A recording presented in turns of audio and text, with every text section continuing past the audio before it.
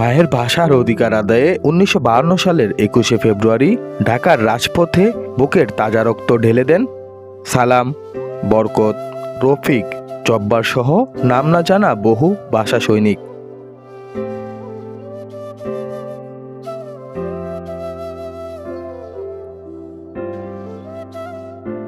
তাদের আত্মত্যাগের স্বীকৃতিস্বরূপ ১৯৯৯ সালে জাতিসংঘের শিক্ষা, বিজ্ঞান ও সংস্কৃতি সংস্থা ইউনেস্কো ২১শে ফেব্রুয়ারিকে আন্তর্জাতিক মাতৃভাষা দিবস হিসাবে ঘোষণা করে। এ দিবস ঘিরে কোনো নিরাপত্তা ঝুঁকি না থাকলেও প্রস্তুত আইনশৃঙ্খলা রক্ষাকারী বাহিনী। রাজধানীর নিরাপত্তায় মোতায়েন থাকবে ঢাকা মেট্রোপলিটন পুলিশের ১৫,০০০ পুলিশ সদস্য। পুলিশের পাশাপাশি অন্যান্য আইনশৃঙ্খলা বাহিনীর সাথে মোতায়েন থাকবে পর্যাপ্ত সংখ্যক স্বেচ্ছাসেবক। সর্বসাধারণের নিকট আমাদের বিনীত অনুরোধ, যথাযথ শৃঙ্খলা ও শহীদ মিনারের পবিত্রতা বজায় রেখে আপনারা মহান ভাষা শহীদদের প্রতি শ্রদ্ধা নিবেদন করবেন। নিরাপদ ও সুশৃঙ্খলভাবে শ্রদ্ধা জানানোর জন্য পর্যাপ্ত ব্যবস্থা নেওয়া হয়েছে। পুলিশের পাশাপাশি সারা দেশে নিরাপত্তায় কাজ করবে র্যাব। আশা করি আপনাদের মাধ্যমে দেশবাসীকে আশ্বস্ত করতে চাই, ভবিষ্যতেও এই দেশের আইন শৃঙ্খলা পরিস্থিতি ক্রমান্বয়ে আরো ভালো হবে। ভাষা আন্দোলনের চেতনা আমাদের জাতীয় পরিচয়ের অংশ। নতুন প্রজন্মকে এই ইতিহাস জানানো জরুরি।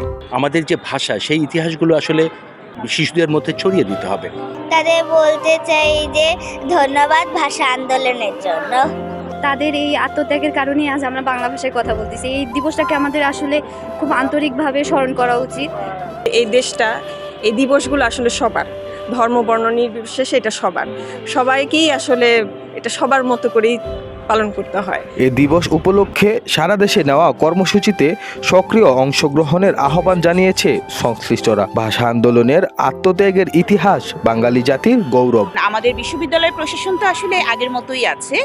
তো আমরা গতবারও খুব নিরাপত্তার মধ্যে দিয়ে আমাদের দিক থেকে আমরা সর্বোচ্চটা দেওয়ার চেষ্টা করেছি, এবারও সেইম সর্বোচ্চটা আমরা দেওয়ার চেষ্টা করছি। মিনারকে প্রতিদিনই সম্মান জানানোর মতন, পরিষ্কার পরিচ্ছন্ন রাখার মতন ব্যবস্থা নেওয়া উচিত আমি মনে করি। আমরা আমাদের মায়ের ভাষা, আমরা জন্মের পর থেকে যেই ভাষায় কথা বলি সেই ভাষা আমাদের থাকবে, সেই ভাষায় আমাদের স্পিরিট। আন্তর্জাতিক মাতৃভাষা দিবসকে কেন্দ্র করে রাজধানীর ফুল দোকানগুলোতে দেখা দিয়েছে উপচে পড়া ভিড়। দোকানীদের সাথে কথা বলে জানা যায়, এখন তো চাহিদা বেশি থাকবে, কারণ ২১শে ফেব্রুয়ারি তো বেচা কিনা হবে। মোটামুটি আমার ৪০-৫০টা অর্ডার আছে। আলহামদুলিল্লাহ, যা আছে মোটামুটি ভালোই বেচা কেনা আছে। ভাষা আন্দোলনের চেতনা শুধু বাংলাদেশের মধ্যেই সীমাবদ্ধ নয়, বিশ্বের বিভিন্ন দেশে বসবাসরত বাঙালিরাও এই দিবসটি পালন করেন। আশিকুর রহমান, এদিন, ঢাকা।